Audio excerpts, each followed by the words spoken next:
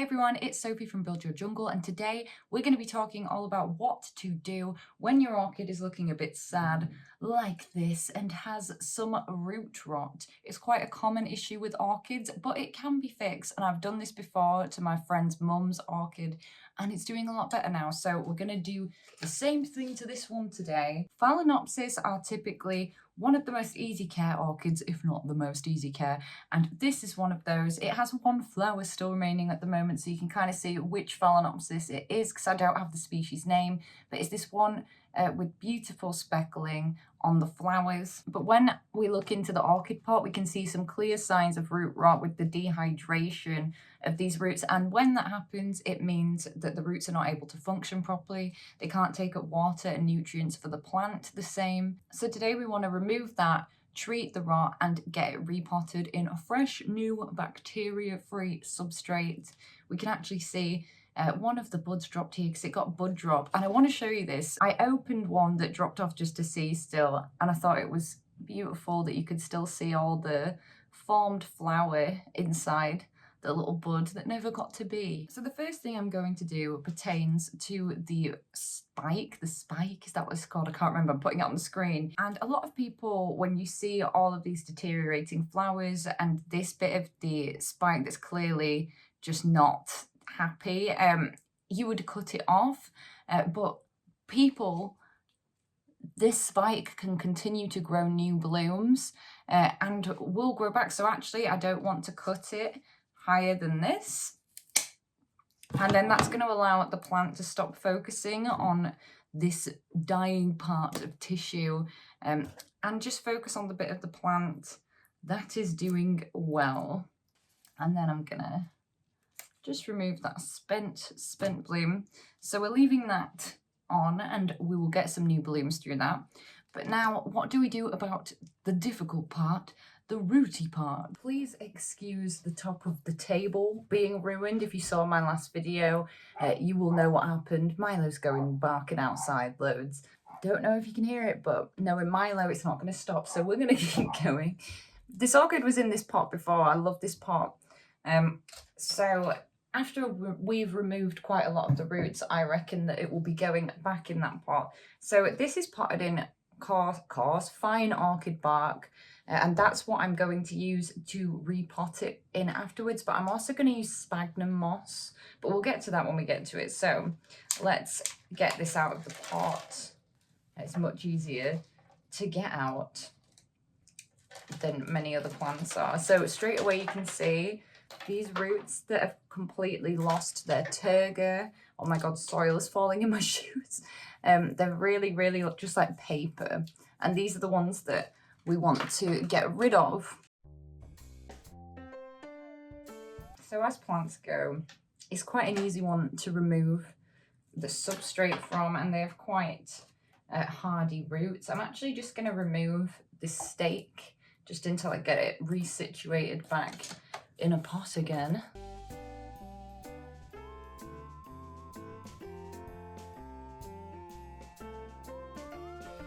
And this is interesting. There's like a strange soil sponge plug around the middle of this orchid.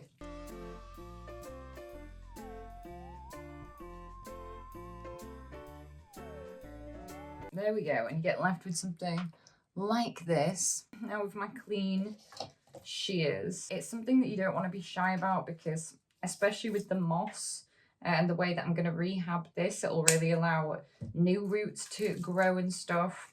And I was really quite brutal with the other one of these that I did this to, and it turned out good, so we're doing it again.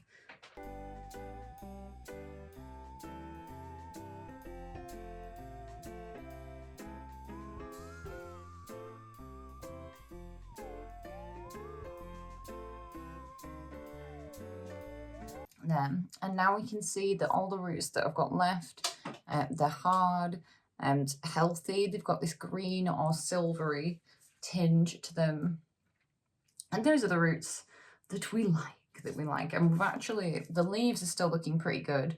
It was just looking a bit droopy, and I think not taking in a proper amount of moisture. So before we get rid of all this stuff we don't want anymore, we're just going to treat the roots now to remove any potential bacteria. Oh, actually, just going to also take that one off. I'm going to take a bit of hydrogen peroxide, and you really, like, some people are really specific about the ratios. A lot of people use 10 parts water to 1 part hydrogen peroxide.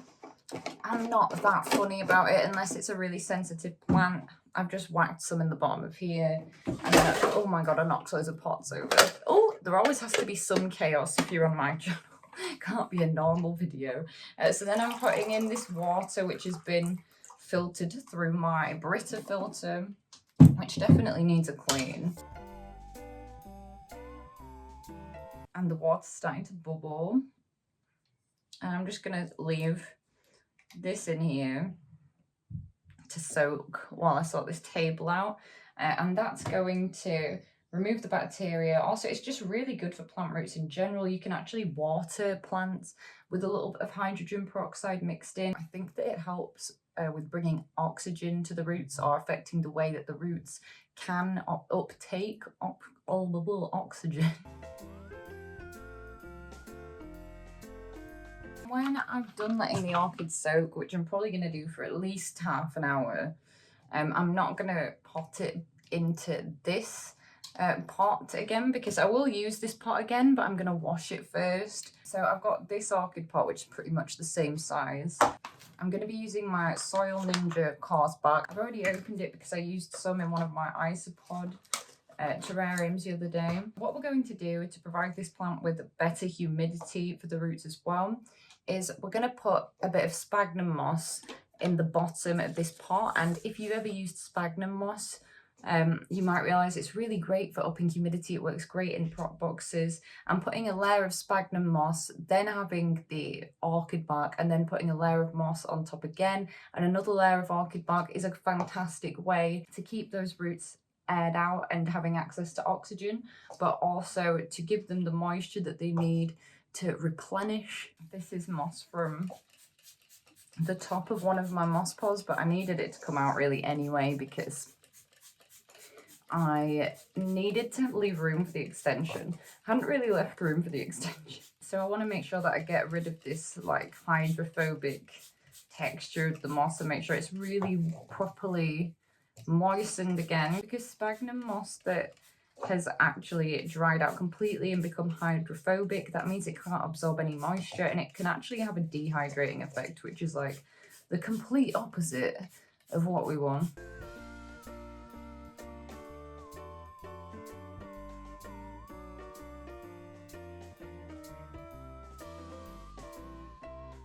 Okay, so I'm going to come back when the orchid has had a chance to soak for a bit.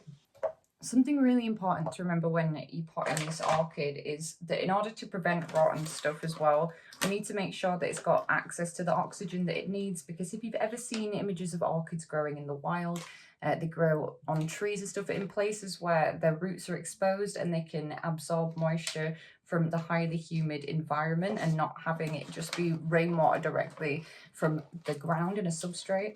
So it's really important, more than ever, more than with any other plant, that when you pot up an orchid, you don't press down and compact the roots, and that you allow the bark to create these little pockets of air, because that's what it's going to really need to thrive.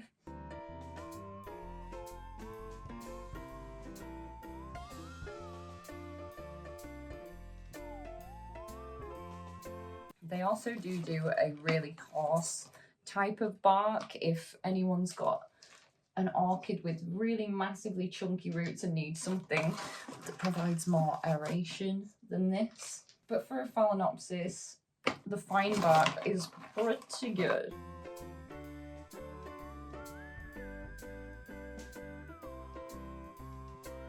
And then top dressing with moss like this is so helpful with plants that you need to rehab the roots of. Like, it's something that I did for alocasia before as well, and it really helped grow a more robust root system. But people do this a lot with orchids. You'll see a lot of orchid fanatics doing this. And then finally, and this last layer of bark is actually to prevent algae building up on the roots, which can then have negative impact on the plant's biological functions. Because for some reason, well, I'm sure there is an accurate scientific reason, but when you have moss exposed to the grow lights, it can very quickly grow a lot of algae. You can see that these roots have lots of chunky air pockets to breathe in. Let's get it back on the stake. We're just doing a quick leaf clean with nature's tools. Also, because these leaves are so dark, it makes me think that this orchid's probably getting a bit too much light, so I'm going to move it to a slightly darker spot today. I'm going to put it in the same place as my anthurium that gets more filtered light. Because I've just repotted and exposed the roots to hydrogen peroxide and all sorts of things like that, we're actually just going to water it with normal, just the filtered water that I use. And I broke my drip tray the other day, so this is the strange makeshift device I have made for the moment. Oh gosh, did you see that water flip everywhere? There we go. And I'm also going to spray it with orchid mist, which is a really great foliar fertilizer for helping orchids bloom and stuff. And it also, this is a hack, it is fantastic for Hoyas that are blooming or for getting Hoyas to bloom. And then while it's covered in the orchid mist, while it's drying, I'm going to move it in a moment out of the direct light so that it doesn't burn the leaves. Anyway, that's going to be it for today's video. I hope you guys enjoyed watching this tutorial on how to save an orchid with root rot. Hopefully it will help you if you ever have an orchid with root rot. Have you ever done this to one of your orchids? Let me know in the comments down below. At the moment, I'm posting long form content on Friday, so please do hit that button, subscribe to be notified when I next make a video. I also post every day on TikTok, and I do live streams on Sunday and every other Monday. There's all kinds of funky business on there, so do check that out. And I hope you're having a great day thinking about houseplants.